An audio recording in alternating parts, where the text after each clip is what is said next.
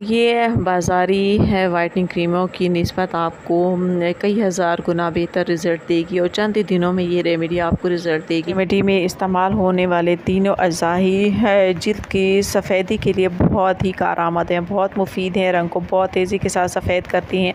ये रेमेडी ज़माने कदीम में बतौर नाइट क्रीम के इस्तेमाल की जाती थी और ये जिल्द के लिए बेहद फ़ायदेमंद है, बहुत मुफीद है। आपने अगर इसको एक बार बना कर इस्तेमाल किया तो आप यकीनन इसको बार बार बना के इस्तेमाल करना पसंद करेंगी। यदि मिस्र और यूनान की मलकाएँ देर तक तरोताज़ा, फ्रेश और ख़ूबसूरत रहने के लिए ज़ाफ़रान मिले दूध के साथ गुस्ल किया करती थी और इस तरह वो अपनी खूबसूरती को देर पा कायम रखने के लिए अपने महल में एक ख़ास मतब बनवाया करती थी, जहाँ पर मुख्तलिफ़ किस्म के हकीमों से वो अपनी खूबसूरती को देर पा कायम रखने के लिए मुख्तलिफ़ हर्बल के साथ मुख्तलिफ़ रेमेडीज़ बनवाया करती थी। और इस तरह पार्लर का आगाज़ हुआ, जो कि आजकल आम है और वहाँ पर रेमेडीज़ की बजाय मुख्तलिफ़ केमिकल की चीज़ें इस्तेमाल की जाती हैं, जबकि हमारी खूबसूरती देर तक तरोताज़ा और फ्रेश तभी रह सकती है जब हम हर्बल का इस्तेमाल करें।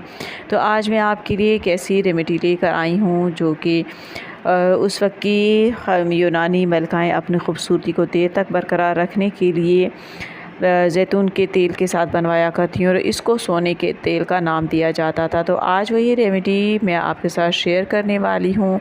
तो ये रेमेडी बड़ी तहकीक के बाद मैंने आपके लिए हासिल की है। तो यहाँ पर आपसे रिक्वेस्ट करती चलूँ मेरे चैनल को सब्सक्राइब कर दें और साथ में बेल आइकन को भी ज़रूर प्रेस कर दें, ताकि आप तक इस तरह की तमाम अच्छी मालूमाती वीडियोज़ और रेमेडीज़ पहुँचती रहें। यूँ इस रेमेडी के इस्तेमाल के साथ दिन ब दिन आपका रंग भी बहुत गोरा, जिल्द बिल्कुल साफ़ शफ़ाफ़ होती चली जाएगी, क्योंकि इस रेमेडी में इस्तेमाल होने वाले तमाम अज्जा ज़माने कदीम में तमाम मलकाएँ और शहज़ादियाँ अपनी खूबसूरती के लिए और सदाबहार जवान रहने के लिए इस्तेमाल किया करती थी। तो आप भी इस रेमेडी को इस्तेमाल करें और अपने चेहरे से इस तरह के तमाम मसाइल का लिबादा उतार फेंकें।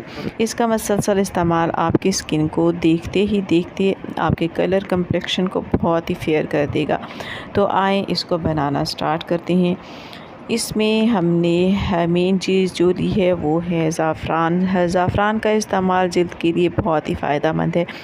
ज़माना कदीम से इसका इस्तेमाल खूबसूरती के लिए किया जा रहा है। ज़माना कदीम की मलकाएँ इसका इस्तेमाल अपनी खूबसूरती को देर पा रखने के लिए दूध में इसको मिक्स करके इसके साथ गुस्ल किया करती थी और इस तरह वो अपने आप को सदाबहार, जवान और ख़ूबसूरत रखा करती थी।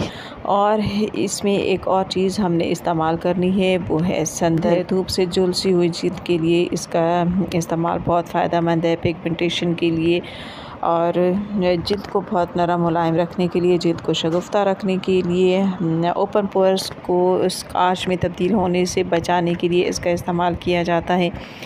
और इसमें जो और चीज़ है वो है जैतून। जैतून जिल्द के लिए बेहद फ़ायदेमंद है। अगर जिल्द के ऊपर पिगमेंटेशन है, एक्नी है या फिर जिल्द बहुत ज़्यादा ऑयली है तो इस ऑयल का इस्तेमाल जिल्द में तेल पैदा करने वाले गदूदों को ख़त्म करता है। तो बज़ाहिर ये तो एक हैरान कुन सी बात है कि तेल के साथ ही हम तेल वाली जिल्द का इलाज करें, लेकिन ये खसूसियत जैतून के तेल में मौजूद है कि वो जिल्द पे पैदा होने वाले तेल को बिल्कुल ही ख़त्म करता है। इस तेल का इस्तेमाल जिल्द में तेल की पैदावार को रोक देता है।